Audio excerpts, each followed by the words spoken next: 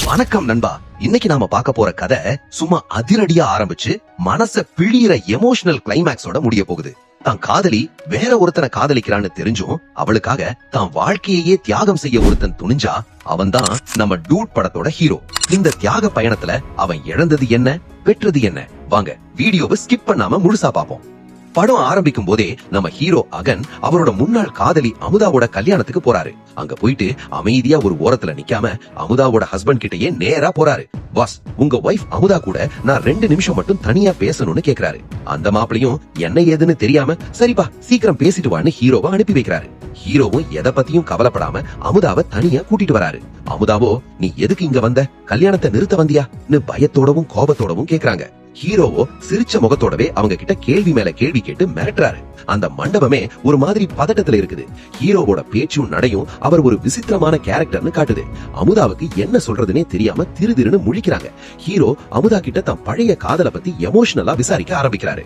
அமுதா கிட்ட பேச்சு கொடுத்துக்கிட்டே இருக்கும்போது ஹீரோவோட கை எதிர்பாராத விதமா அவங்க கழுத்துல இருக்கிற தாலியில சிக்கிடுது. ஹீரோ கையை எடுக்கும் போது அந்த தாலி அருந்து அவர் கையோட வந்துடுது. இது அங்க இருக்கிறவங்க பார்த்த உடனே என் பொண்ணு வாழ்க்கைய கெடுக்க வந்தவன் இவன்னு ஹீரோவை அடிக்க திரள்றாங்க. ஹீரோ வேணும்னே பண்ணலன்னு சொல்லியும் யாருமே கேட்கல. மண்டபம் முழுக்க ஹீரோவை எல்லாரும் துரத்துறாங்க. ஹீரோவும் மண்டபத்தை சுத்தி சுத்தி ஓடுறாரு. ஒரு கட்டத்துல எல்லாரும் சேர்ந்து அவரை ஒரு மூலையில மடக்கி பிடிச்சிடுறாங்க. அந்த நேரத்துலதான் போலீஸ் மண்டபத்துக்குள்ள என்ட்ரி கொடுக்கறாங்க. ஹீரோ அந்த பதட்டமான சூழல்லையும் ரொம்ப கூலா தாலிய மாப்பிள்ளை கிட்டயே கொடுக்கறாரு. அமுதாவுக்கு ஹாப்பி மேரிட் லைஃப்னு ஒரு நக்கலான விஷ் பண்றாரு. அப்புறம் கிரிஞ்சான ஒரு சட்டை போட்டுக்கிட்டு போலீஸ் கூட ஜீப்ல ஏறி போறாரு. போலீஸ் ஸ்டேஷன்ல இருக்கிற ஹீரோவை ஜாமீன்ல எடுக்க அவரோட மாமா பொண்ணு குரல் வராங்க. ஹீரோயினி குரல் வந்த உடனே ஸ்டேஷன்ல இருக்கிற இன்ஸ்பெக்டர் கொஞ்சம் ஆடுறாரு. எங்க அப்பா அமைச்சர் அதியமான்னு குரல் சொன்ன உடனே ஹீரோவை மரியாதையா ரிலீஸ் பண்றாங்க. ஹீரோயினிக்கு ஹீரோ மேல செம கோபம். ஏன்னா அவர் பண்ண காரியம் அப்படி. காருக்குள்ள ஹீரோவை வச்சு உனக்கு அறிவே இல்லையா, எதுக்கு இப்படி பண்ண திட்டுறாங்க. ஆனா ஹீரோவோ எல்லாம் ஒரு அனுபவம் தான் ரொம்ப அசால்ட்டா பதில் சொல்றாரு. அமைச்சர் அதியமானோட பவர் அந்த ஊருக்கே தெரியும்னு அந்த சீன் புரிய வைக்குது. ஹீரோயினி ஹீரோவை திட்டி தீத்தாலும் அவர் மேல ஒரு அக்கறை இருக்கிறது அவங்க கண்ணுல தெரியுது. ஹீரோவும் குரலோட பேச்ச கண்டுக்காம ஜன்னல் வழியா வேடிக்கை பார்த்துட்டு வராரு. அமைச்சர் அதியமான் தன் தங்கை மேல வச்சிருக்கிற பாசம் அளவிட முடியாதது. தான் தங்கை இறந்து போனதுல இருந்து அவர் ரொம்பவே உடைஞ்சு போயிருக்காரு. அவங்க ஞாபகமா தான் தன் பொண்ணுக்கும் குரலரசின்னு பேர் வச்சிருக்காரு. அவங்களுக்காக ஒரு பெரிய நினைவு இல்லமும் கட்டி வச்சிருக்காரு. ஹீரோ சட்டை இல்லாம வீட்டுக்கு வர்றத பாத்துட்டு அமைச்சர் பதறி போய் ஓடி வர்றாரு. தான் கட்டியிருந்த துண்டையே ஹீரோக்கு போர்த்தி விட்டு அக்கறையா பேசுறாரு. ஆனா ஹீரோவோட அம்மாவுக்கும் அமைச்சருக்கும் நடுவுல ஒரு பெரிய குடும்ப பகை இருக்கு. ஹீரோவோட அம்மாவுக்கும் அண்ணனுக்கும் நடுவுல அந்த பகை ரொம்ப வருஷமா ஓடிட்டு இருக்கு. அமைச்சர் என்னதான் ஹீரோ மேல பாசமா இருந்தாலும் அந்த குடும்ப பகை ஒரு தடையாவே இருக்கு. இதெல்லாம் தெரியாம ஹீரோ ஜாலியா எல்லார் கூடவும் பேசிட்டு இருக்காரு. ஹீரோ எதுவுமே செய்யாம ஜாலியா ஊர் சுத்துறான்னு நினைச்சு அமைச்சர் ஒரு பெரிய தொகைக்கான செக் கொடுக்கறாரு. இத வச்சு ஏதாவது உருப்படியா பிசினஸ் பண்ணுன்னு அமைச்சர் அன்பு கட்டளை தோடுறாரு. ஆனா ஹீரோவோ நான் ஏற்கனவே சர்ப்ரைஸ் ஈவென்ட் மேனேஜ்மெண்ட்னு ஒரு கம்பெனி சக்சஸ்ஃபுல்லா நடத்தி வரேன்னு சொல்றாரு. அமைச்சரோட உதவியை ஹீரோ ரொம்ப கௌரவமா மறுக்கிறாரு. எனக்கு உங்க காசு தேவையில்ல மாமா, நான் ஏன் கால்ல நிக்க நினைக்கிறேன்னு சொல்றாரு. அந்த செக்கை எடுத்து அமைச்சரோட இடுப்புலயே சொருகி விட்டு ஹீரோ கெத்தா அங்கிருந்து கிளம்புறாரு. இத பார்த்த அமைச்சருக்கு ஹீரோவோட தன்னம்பிக்கை மேல ஒரு பக்கம் பெருமை, இன்னொரு பக்கம் ஆச்சரியம். ஹீரோ அந்த இடத்தை விட்டு போகும்போது அவரோட கெத்து அந்த சீன்ல தெரியும். அமைச்சர் இதெல்லாம் ஒரு புன்னகையோட பாத்துட்டு இருக்காரு. மாமா அமைச்சர் அதியமான் கொடுத்த மக்ரூன் ஸ்வீட்டை ஹீரோ ஆசையா வீட்டுக்கு கொண்டு போறாரு. தான் அம்மாவுக்கு அந்த ஸ்வீட்னா ரொம்ப பிடிக்கும்னு அவருக்கு தெரியும். ஆனா அந்த ஸ்வீட் பாக்ஸ பார்த்த உடனே அம்மாவுக்கு அது தான் அண்ணன் கொடுத்ததுன்னு புரிஞ்சிடுது. பயங்கரமான கோபத்துல அந்த ஸ்வீட்டை தூக்கி குப்பை தொட்டில வீசுறாங்க. அவன் நம்ம குடும்பத்தை அழிச்சவன், அவன் கிட்ட இருந்து எதுவுமே எனக்கு வேணான்னு கத்துறாங்க. ஹீரோ தான் அம்மாவுக்கும் மாமாவுக்கும் நடுவுல மாட்டிக்கிட்டு தவிக்கிறாரு. அம்மாவோட கண்ணீரும் கோபமும் ஹீரோவை ரொம்பவே பாதிக்குது.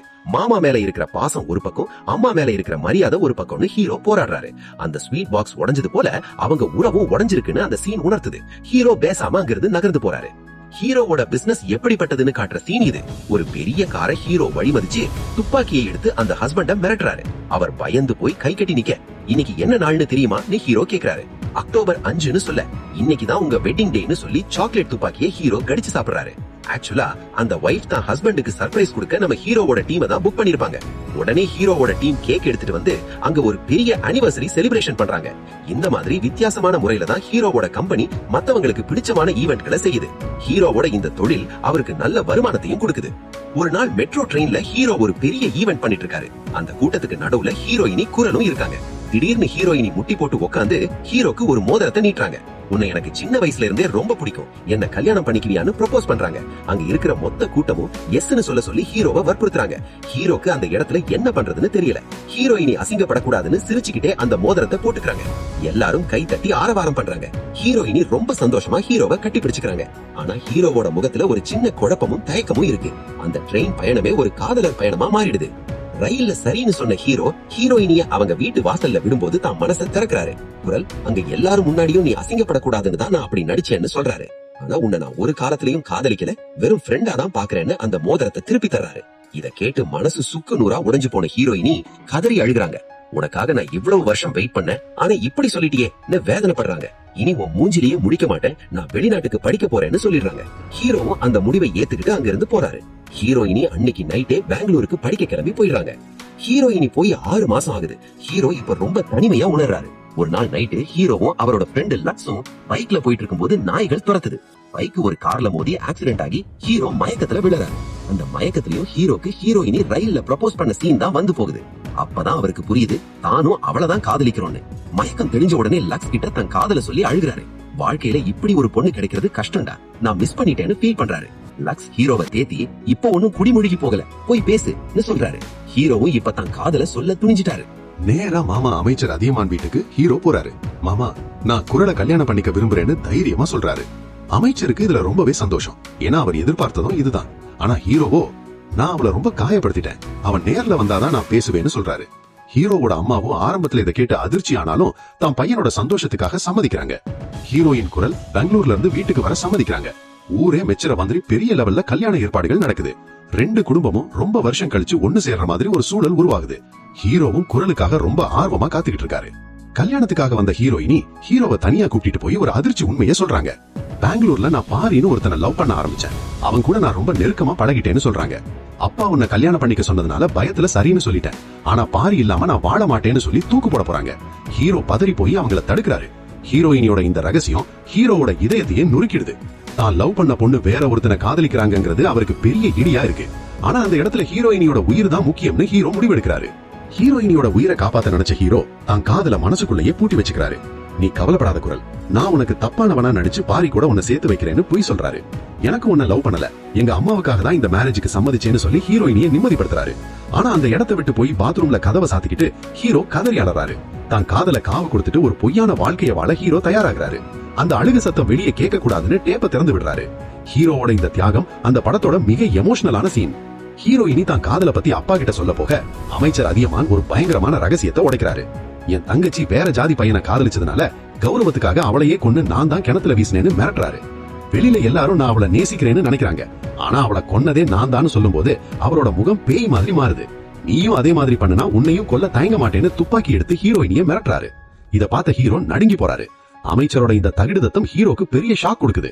ஹீரோயினியோட உயிருக்கு ஆபத்துன்னு ஹீரோக்கு இப்ப புரியுது. அமைச்சர்கிட்ட இருந்து தப்பிக்கணும்னா வெளிநாடுக்கு வரதுதான் ஒரே வழின்னு ஹீரோ ஒரு மாஸ்டர் பிளான் போடுறாரு. பாரிய ரகசியமா அந்த ஊருக்கு வரவழைச்சு 2 பேரையும் தாய்லாந்து அனுப்ப டிக்கெட் புக் பண்ண சொல்றாரு. பாரி வந்த உடனே ஹீரோ அவருக்கு எல்லா உதவிகளையும் செய்யறாரு. ஆனா கடைசி நேரத்துல பாரி கிட்ட பாஸ்போர்ட் இல்லைங்கிற விஷயம் தெரிய வருது. இதனால ஏர்போர்ட் போக முடியாதுன்னு ஹீரோக்கு புரியுது. அமைச்சரோட ஆட்கள் இவங்களை கண்காணிச்சுக்கிட்டே இருக்காங்க. ஹீரோவோட ஒவ்வொரு அடியும் ரொம்ப ஜாக்கிரதையா இருக்க வேண்டியிருக்கு. பாரி ரொம்ப பயத்துல இருக்காரு, ஆனா ஹீரோ அவருக்கு தைரியம் சொல்றாரு. ஹீரோயினியும் பாரியும் ஒரு வழியா தப்பிக்க முடியுமான்னு பதட்டமா இருக்கு. திருமண மேடையில அமைச்சருக்கு சந்தேகம் வந்துருது. துப்பாக்கியோட வந்து யாராவது தப்பிக்க பார்த்தா சுட்டுடுவேன்னு மிரட்டுறாரு. வேற வழியே இல்லாம ஹீரோயினியோட உயிரை காப்பாத்த ஹீரோ ஃபேக் மேரேஜ் பண்ணிக்க முடிவு பண்றாரு. ஹீரோயினிக்கு விருப்பம் இல்லனாலும் ஹீரோ உயிர் பிழைக்க இதுதான் வழின்னு சொல்லி சமாதானப்படுத்துறாரு. ஊரறிய ஹீரோயினி கழுத்துல ஹீரோ தாலி கட்டுறாரு. ஆனா மனசுக்குள்ள இது பாரியோடதுன்னு நினைச்சுதான் கட்டுறாரு. அந்த தாலி அவங்க 2 பேரையும் இணைக்கல, அவங்க உயிரை பாதுகாக்குது. கல்யாணம் முடிஞ்சதும் அமைச்சர் சந்தோஷமா அள்ளி அணைச்சிக்கிறாரு. ஆனா ஹீரோவோட முகத்துல ஒரு பெரிய சோகம் இருக்கு. கல்யாணம் முடிஞ்சு 2 பேரும் வெளிநாடு போக தயாராகும் போது ஒரு பெரிய ட்விஸ்ட் நடக்குது. ஹீரோயினி குரல் பாரியோட குழந்தைய சுமக்கிற விஷயம் தெரிய வருது. மெடிக்கல் டெஸ்ட்ல இது உறுதியாகுது. ஆனா ஹீரோயினியோட உடல்நிலை ரொம்ப வீக்கா இருக்கிறதுனால இப்ப அபார்ஷன் பண்ணா இனி வாழ்க்கையில குழந்தையே பிறக்காதுன்னு டாக்டர் சொல்லிடுறாங்க. இதனால ஹீரோ இது ஏன் குழந்தைன்னு அமைச்சர்கிட்டையும் ஊர் முன்னாடியும் போய் சொல்றாரு. அந்த பழிய தாமேலையே ஏத்துக்கிட்டு குழந்தைய பெத்துக்க சொல்றாரு. ஹீரோயினியும் வேற வழி இல்லாம இதுக்கு சம்மதிக்கிறாங்க. ஹீரோவோட இந்த தியாகம் எவராலையும் செய்ய முடியாத ஒரு பெரிய விஷயம். அடுத்த 10 மாசம் ஹீரோ ஒரு அம்மாவை மாதிரி இருந்து ஹீரோயினிய கவனிச்சுக்கிறாரு. அவளுக்கு பிடிச்ச சாப்பாடு மருந்துன்னு எல்லாத்தையும் நேரத்துக்கு செஞ்சு கொடுக்கிறாரு. ஹீரோயினிக்கும் ஹீரோ மேல ஒரு மரியாதை வர ஆரம்பிக்குது. பிரசவ நேரம் வருது. ஹீரோயினி ரொம்ப கஷ்டப்படுறாங்க. ஹீரோ அவங்க கையை பிடிச்சுக்கிட்டு தைரியம் சொல்றாரு. ஒரு வழியா ஒரு ஆண் குழந்தை பிறக்குது. அந்த குழந்தைய முதல்ல கையில வாங்கி ஹீரோ எமோஷனலா கண்ணீர் விடுறாரு. அந்த குழந்தை பாரியோட வாரிசுன்னு தெரிஞ்சும் அதை தான் குழந்தையா நினைச்சு உருகுறாரு. அங்கதான் ஹீரோவோட கேரக்டர் ஒரு புனிதமான இடத்துக்கு போகுது. ரகசியமா பாரிய வரவழைச்சு குழந்தைய காட்ட செய்யறாரு. பாரி தான் குழந்தைய பார்த்து ரொம்பவே ஃபீல் பண்றாரு. அப்போதான் ஹீரோவோட ஃப்ரெண்ட் லக்ஸ் மூலமா ஹீரோக்கு ஹீரோயினி மேல இருக்கிற உண்மையான காதல் ஹீரோயினிக்கு தெரிய வருது. அகன் உன்னை உயிராவே லவ் பண்ணிருக்கான் லக்ஸ் சொல்ல ஹீரோயினி குற்ற உணர்ச்சியில தவிக்கிறாங்க. ஹீரோவோட தியாகத்தை நினைச்சு அவங்க அழுதுகிட்டே ஹீரோ கிட்ட மன்னிப்பு கேக்குறாங்க. ஆனா ஹீரோவோ நீ சந்தோஷமா இருந்தா அதுவே போதும்னு ரொம்ப அழகா பதில் சொல்றாரு. ஹீரோயினி கனடா போக போற நேரத்துல ஹீரோக்கு ஒரு பொண்ணு பார்த்து கல்யாணம் பண்ணி வச்சாதான் தான் மனசு நிம்மதியாகும்னு பிடிவாதம் பிடிக்கிறாங்க. ஆனா ஹீரோவோ தான் ஆபீஸ்ல வேலை செய்யற சுபிக்ஷான்னு ஒரு பொண்ணை வரவழைச்சு தான் அவளை கல்யாணம் பண்ணிக்கிற மாதிரி அமைச்சர் முன்னாடி ஒரு நாடகம் ஆடுறாரு. ஒரு தியாகியா தனிமையில நிக்கிறாரு. ஒரு உண்மையான காதல்ல ஹீரோ ஜெயிச்சு நிக்கிறதோட படம் முடியுது. நண்பர்களே, இந்த படம் நமக்கு சொல்ற ஒரே விஷயம் இதுதான். காதல்ங்கிறது அந்த பொண்ணை அடையறதுல மட்டும் இல்ல, அவ யாரோட இருந்தா சந்தோஷமா இருப்பாளோ அவளோட அவளை சேர்த்து வைக்கிறதுக்காக தன்னோட மொத்த வாழ்க்கையையும் கௌரவத்தையும் தியாகம் பண்றதுதான் உண்மையான காதல். ஹீரோ அகனோட இந்த மனசு யாருக்கு வரும்?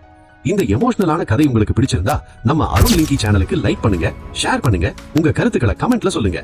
மறக்காம சப்ஸ்கிரைப் பண்ணி அந்த பெல் ஐகானையும் தட்டி விட்டுருங்க. நன்றி, வணக்கம்.